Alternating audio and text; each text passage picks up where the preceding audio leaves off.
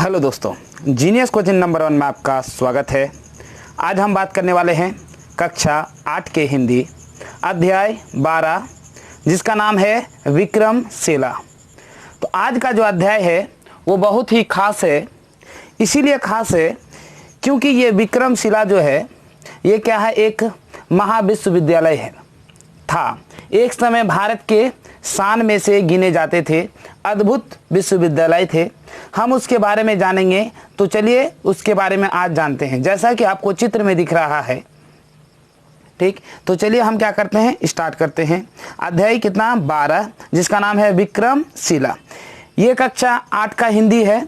और आपको बता दें, जो कक्षा 10 की तैयारी करते हैं, जिन्होंने उर्दू सब्जेक्ट लिया है, तो नन हिंदी के रूप में कक्षा 8 का हिंदी का भी उपयोग होता है। तो चलिए हम देखते हैं, समझते हैं इसका पाठ को, है ना। देखिए कितने अच्छी तरह से प्रस्तुत किया गया है इसमें।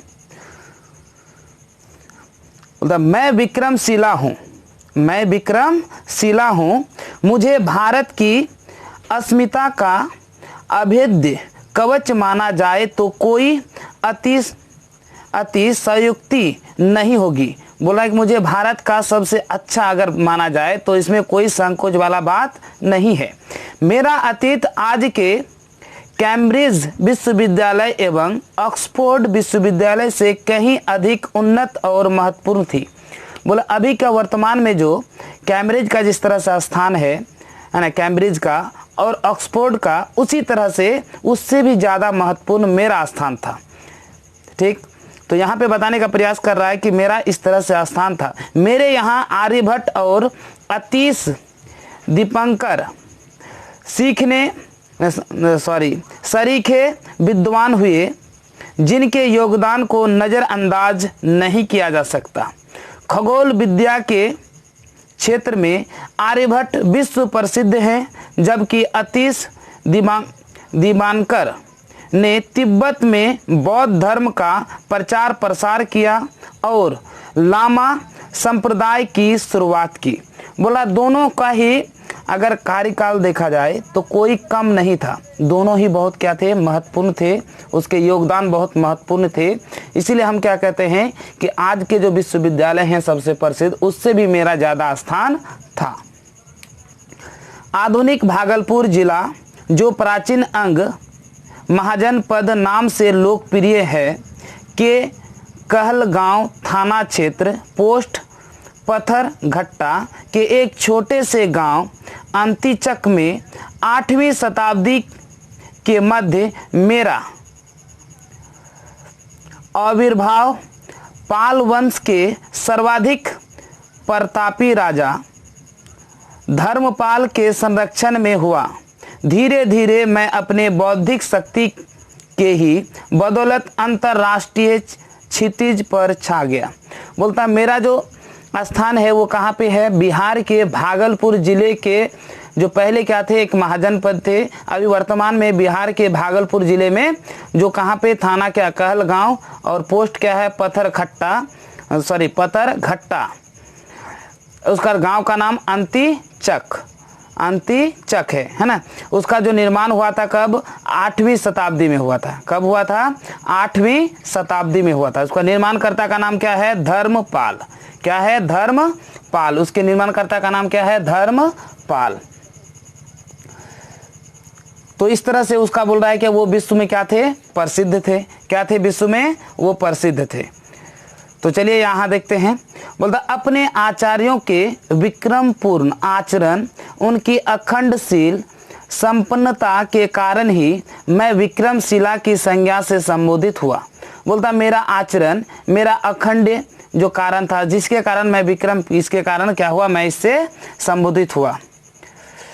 उसके बाद बोल रहा है क्या, किंवदंती है कि विक्रम नामक यक्ष को दमित कर इस स्थान पर विहार बनाने के कारण मेरा नाम विक्रमशिला पड़ा।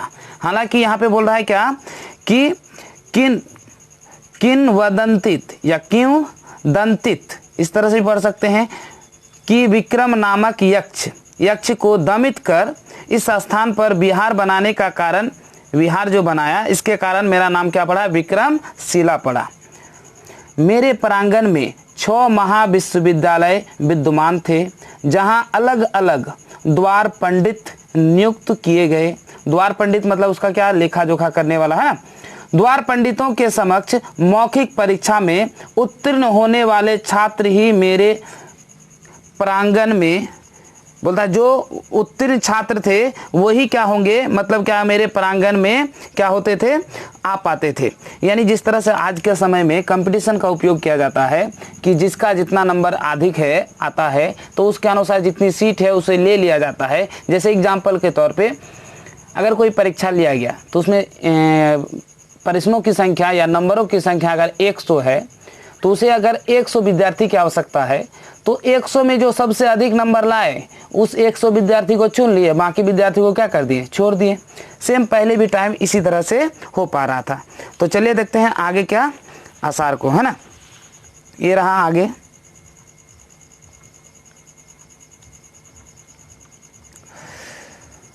प्रवेश पा सकते थे, मतलब जिसे कंपटीशन होता था ना उसमें जो पास होते थे वही यहाँ पे प्रवेश पा सकते थे, अन्यथा कोई प्रवेश नहीं पा सकते थे। द्वार पंडित आचार्य ज्ञान की विभिन्न शाखाओं जैसे तंत्र, योग, न्याय, काव्य और व्याकरण में पारंगत थे। केंद्रीय विश्वविद्यालय के द्वार पंडितों को मेरे आधार स्तंभ की श्रेणी में रखा जा सकता है। उल्लेखनीय है कि हरिभद्र मेरे प्रथम आचार्य कुलपति थे। नालंदा विश्वविद्यालय के आचार्य शांति रक्षित के शिष्य होने के नाते कहीं कहीं हरिभद्र को शांति भद्र भी कहा जाता है। बोलता है मैं उसका शिष्य होने के कारण, उसके शिष्य होने के कारण कभी कभी हरिभद्र को शांति, यानी इसको क्या कहा जाता, शांति भद्र भी कहा जाता था। मेरे पास एक समृद्ध पुस्तकालय था, मतलब वहाँ पे विक्रमशिला में एक समृद्ध पुस्तकालय भी था। तंत्र विद्या एवं तर्क विद्या सहित प्रारंभिक दर्शन और बौद्ध दर्शन से संबंधित ग्रंथों का यहाँ विशाल संग्रह मौजूद था। बोला है कि हमारे यहाँ तंत्र विद्या हो या तर्क विद्या हो या बौद्ध से संबंधित जो भी हो वो सब हमारे यहाँ मौजूद थे। राजा गोपाल द्वितीय के शासन के 15वें वर्ष में प्रसिद्ध ग्रंथ अष्टशास्त्रिका, जिसका नाम है अष्टशास्त्रिका, है ना, प्रज्ञा पारमिता की पांडुलिपि मेरे घर ही तैयार की गई थी। यह ग्रंथ आज भी ब्रिटिश म्यूजियम लंदन की धरोहर में शामिल है। बोलता है, ये बोल रहा है क्या, ये पांडुलिपि में ये नामक जो है ना प्रज्ञा पारमिता, ये नामक जो है ना धरोहर क्या हुआ था, मतलब ये पांडुलिपि में लिखा गया था, जो अभी भी लंदन में है, जो कहाँ, इंग्लैंड में है ना, ब्रिटिश नहीं इंग्लैंड में है। बोलता दानशील, धैर्य, वीर, ध्यान और प्रज्ञा पारमिता के प्रमुख अंग थे, जिनमें पारंगत होना मेरे उद्देश्यों में शामिल था। उपाय, कौशल्य, प्राणिधान, बल एवं ज्ञान को मिलाकर कुल 10 परमिताओं में पारंगत होना अपने आप में साधारण बात नहीं था। ठीक है, बोला 10 इसमें क्या था, वो अपने आप में दिया हुआ था, उसमें 10 विषय थे, है ना, जिस तरह से बताने का प्रयास किया है। यह मनुष्य को पूर्ण मानव बनाने की प्रक्रिया है, जो मेरे गरिमा की चरम परिणति है। बोलता है यहाँ पे मनुष्य को पूर्ण मानव बनाने का मतलब उसे एक पुष्ट मानव यानी अच्छे मानव बनाने का प्रक्रिया कार्य किया जाता था इसमें, जो हमारे इसमें क्या है, गुण में मौजूद थे, है ना। तो चलिए देखते हैं आगे।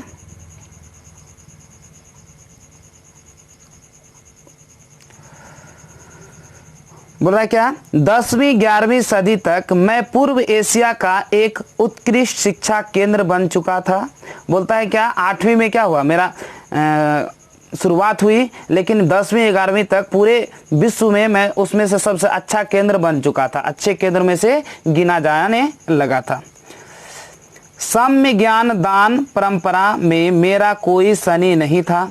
मेरे प्रांगण प्रवेश में प्राथमिकता वैसे विद्यार्थी को ही दी जाती थी जो मेरे यहाँ पूरे सत्र में नियमित उच्च शिक्षा व शोध कार्य के आकांक्षा होते थे। मतलब जिसे इच्छुक होता था उसे ही यहाँ प्रवेश दिया जाता था, अन्यथा उसे प्रवेश नहीं दिया जाता था, है ना, अन्यथा उसे प्रवेश नहीं दिया जाता था। प्रत्येक नवागत विद्यार्थी को कुछ समय के लिए भिक्षु वर्ग में रहना पड़ता था। फिर आचार्य अपने शिष्य को पुत्रवत मान उसे बौद्ध सिद्धांतों से परिचित कराते थे ताकि वे मेरे उच्च आदर्शों पर खरे उतर सके। मेरा छात्र होना ही अपने आप में गौरव की बात हुआ।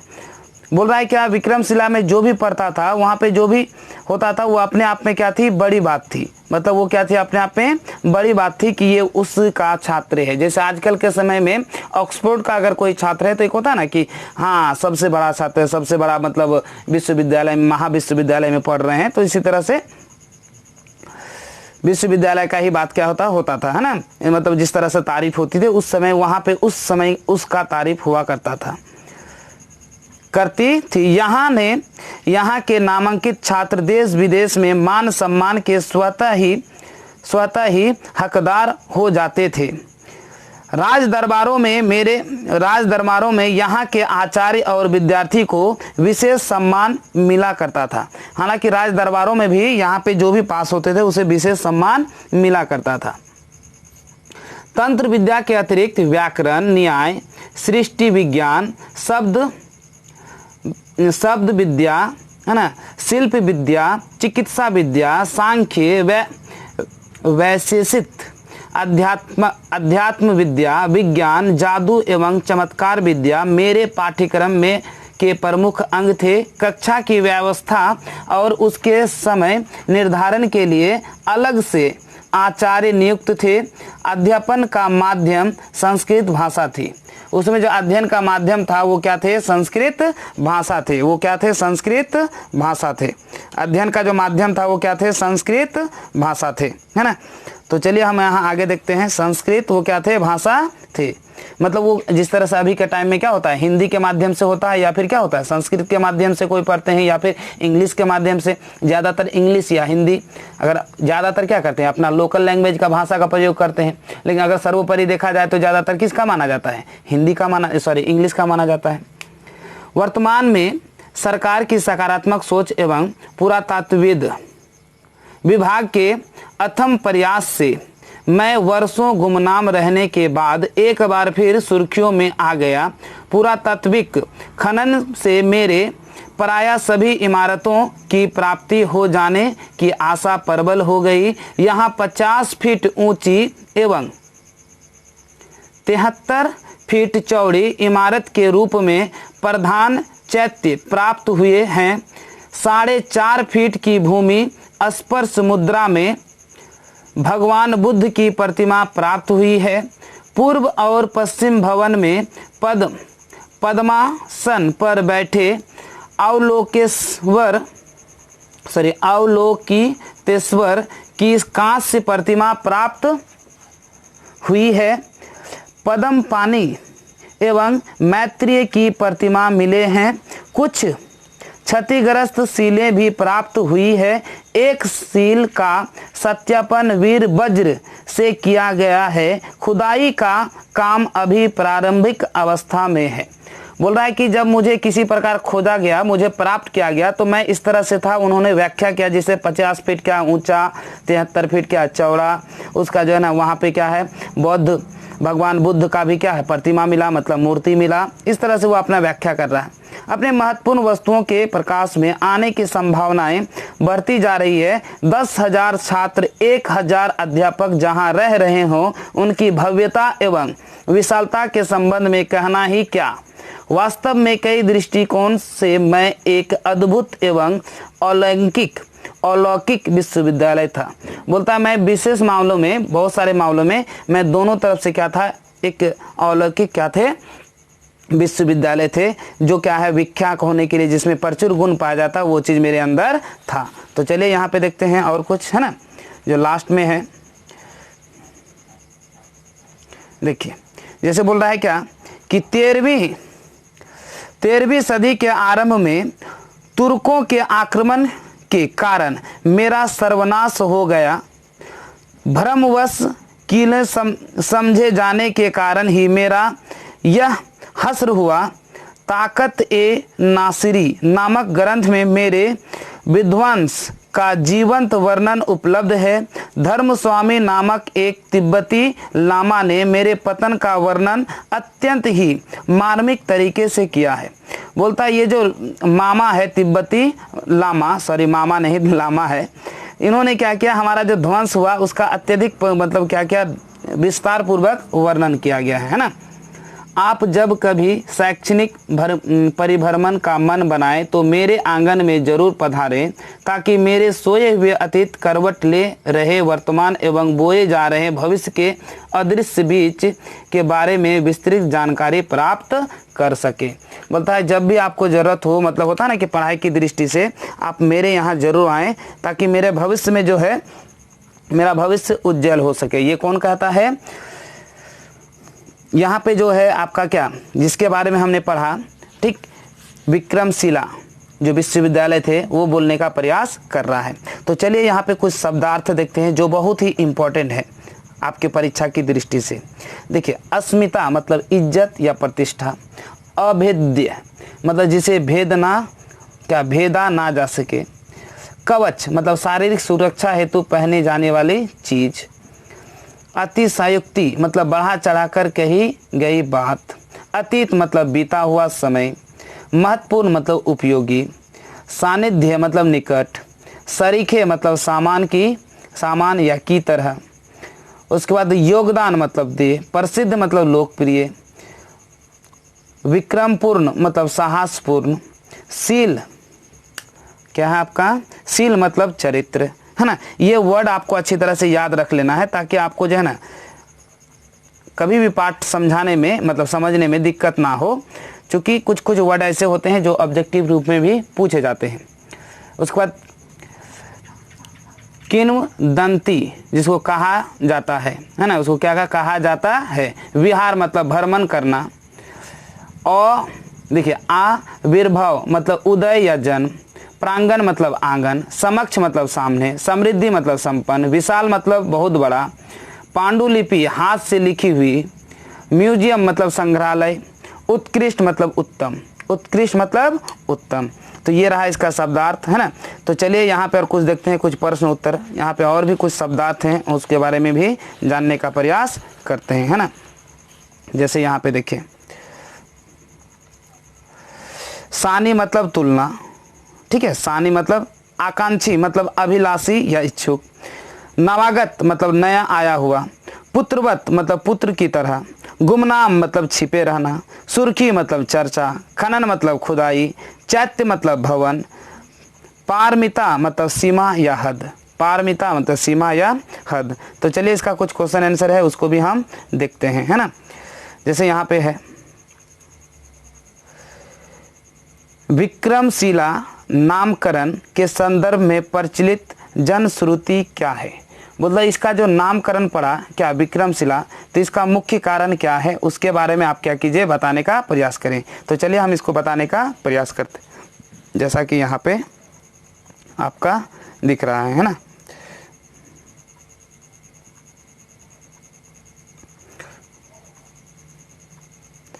तो यहाँ पे हम इसको क्या करते हैं, थोड़ा सा है ना छोटा कर देते हैं।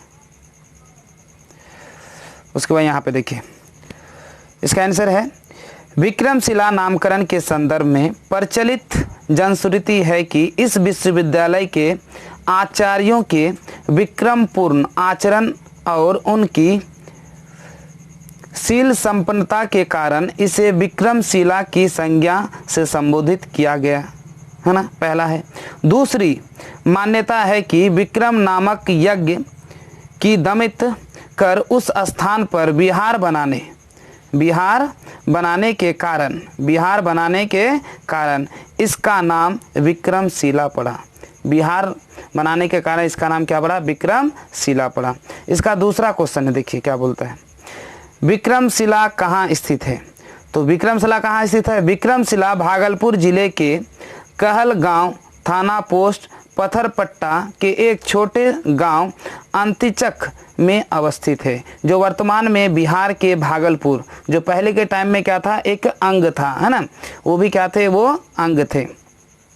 तो चलिए यहाँ पे देखते हैं सवाल नंबर तीसरा क्या कहता है ना, कि यहाँ के पाठ्यक्रम में क्या क्या शामिल थे। देखिए यहाँ के पाठ्यक्रम में तंत्र विद्या के अतिरिक्त व्याकरण, न्याय, सृष्टि विज्ञान, है ना, शब्द विद्या, शिल्प विद्या, चिकित्सा विद्या, सांख्य, वैश्विक, है ना, वैशेषिक, आध्यात्मिक विद्या, विज्ञान, जादू एवं चमत्कार विद्या शामिल थे। ये सब विद्या क्या थे, उसमें शामिल थे, है ना।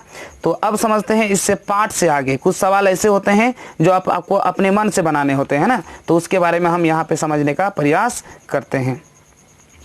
चलिए यहाँ पाठ से आगे देखते हैं। पहला सवाल है, पहला सवाल क्या है, वो आप अपने मन से बना सकते हैं, जैसे मैंने भी क्या किया, अपने मन के अनुसार लिखने का प्रयास किया ताकि आपको समझने में आसानी हो। बोलता है कि आप परिभ्रमण के दौरान आप इस स्थल का चयन करना क्यों पसंद करेंगे? यदि आपको घूमने का मन हो, परिभ्रमण मतलब घूमना, यदि घूमने का मन हो तो आप उसी स्थान को चुनना पसंद क्यों करेंगे? तो देखिए जैसे मैंने लिखा, अपने खास महत्व के कारण कोई भी स्थान प्रसिद्ध हो जाता है। परिभ्रमण के दौरान मैं इस स्थान का चयन इसलिए करूंगा क्योंकि यह स्थान मुझे भारत के गौरवशाली अतीत से परिचय कराता है। इसलिए स्थान पर विक्रमशिला विश्वविद्यालय देश विदेश के छात्रों को विश्व प्रसिद्ध विद्वान बनाता था। ठीक है, विश्व प्रसिद्ध विद्वान बनाता था। यहाँ के भ्रमण से मुझे इस बात की जानकारी मिल जाएगी कि हमारा अतीत कितना महान एवं गौरवशाली था। तो इससे क्या, अगर हम वो घूमेंगे तो हमारे अतीत के बारे में भी जानकारी मिल जाएगा। चलिए इसका दूसरा क्वेश्चन देखते हैं। दूसरा क्वेश्चन आपका क्या कहता है, देखिए ध्यान से, ये रहा दूसरा क्वेश्चन। बोला क्या, इस विश्वविद्यालय को आधुनिक बनाने के लिए आप क्या क्या सुझाव देंगे? देखिए मेरा सुझाव ये है कि इस विद्यालय को आधुनिक बनाने के संबंध में मेरा सुझाव होगा कि यहाँ विश्व प्रसिद्ध विद्वानों की नियुक्ति की जाए। छात्रों का नामांकन योग्यता जांच के आधार पर हो और विषयगत शिक्षा के साथ साथ मानवता की शिक्षा दी जाए। बोल रहा है क्या, जैसे मेरा मानना है कि अगर हम इस तरह से करेंगे तब ये हमारा विश्वविद्यालय फिर क्या हो जाएगा, एक बार नई उमंग के साथ उसका अस्तित्व लाया जा सकता है ना। अब देखते हैं आगे का इसका सवाल है। आगे का सवाल ये है कि तंत्र विद्या के बारे में आप क्या जानते हैं?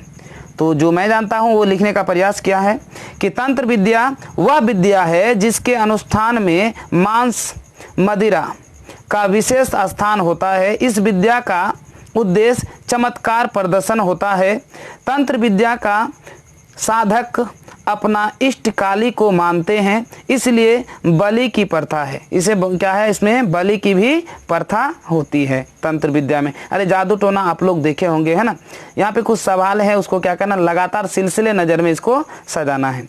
जैसे सवाल नंबर 4, निम्नलिखित संस्थाओं को उनकी श्रेणी के अनुसार बढ़ते क्रम में सजाए। जैसे यहाँ पे विश्वविद्यालय है, प्रारंभिक विद्यालय है, महाविद्यालय है, मध्य विद्यालय है, प्राथमिक। अच्छा बताइए, सबसे पहले आदमी कहाँ जाएगा?